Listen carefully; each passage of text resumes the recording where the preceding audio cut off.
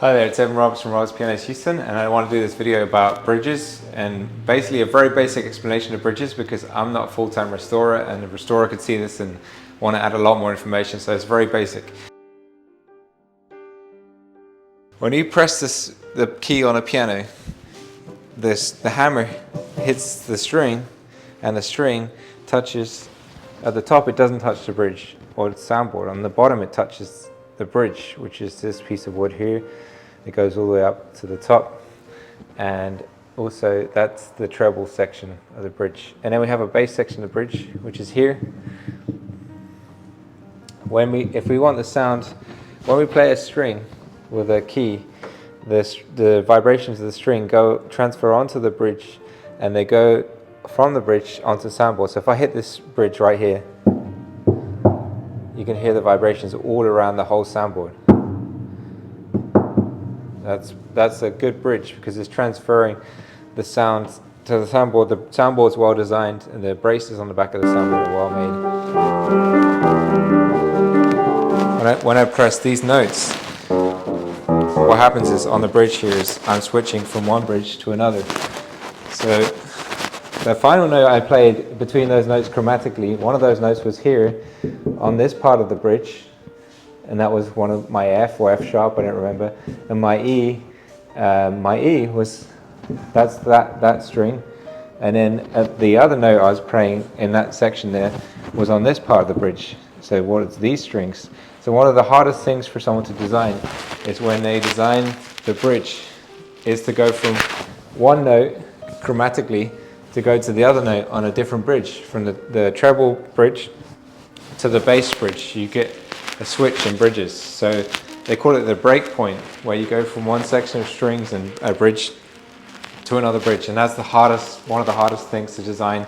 So I just wanted to add that quickly. To the soundboard's well designed, and the braces on the back of the soundboard are well made, and they're transferring the sound across the soundboard. If I touch this side, the sound should go all the way across the soundboard as much as possible.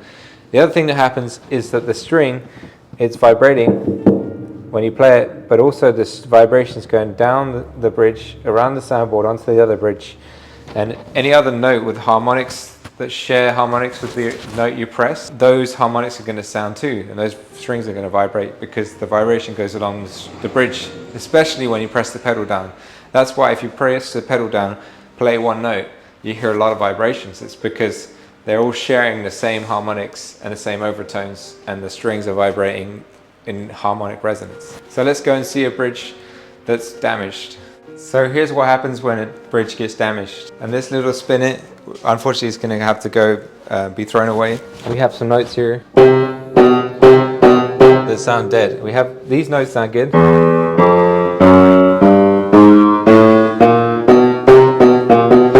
The reason for that is the bridge. If you look down at the bottom here, you can see this bridge here. I got my flashlight here. There's the separation in the cap of the bridge, which is this top part of the bridge, from the bottom of the bridge. So that bridge is not vibrating properly onto the soundboard because it's separated the cap from the main part of the bridge, and the rest is fine. So from here it's bad, couple of notes, and then here the notes are fine. So these are vibrating. The vibration's going straight down through the string onto the bridge, onto the soundboard.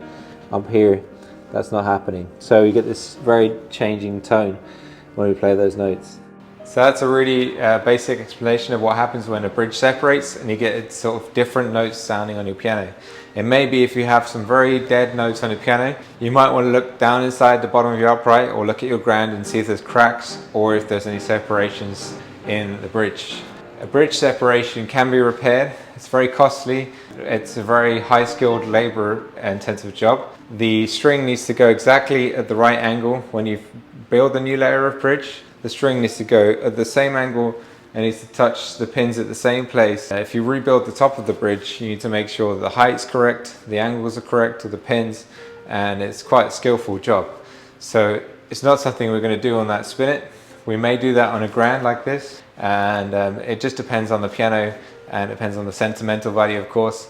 But bridges are very key for the sound of the piano. So a damaged bridge is definitely something to look at if you're buying a piano or if you're thinking of restoring a piano, maybe don't do all the regulation things unless if there's a serious problem with the bridge, because you're never going to fix those tone or those notes until you change or repair the bridge. Thanks for watching. My name is Evan Roberts at Roberts Pianos Houston. I'll see you soon.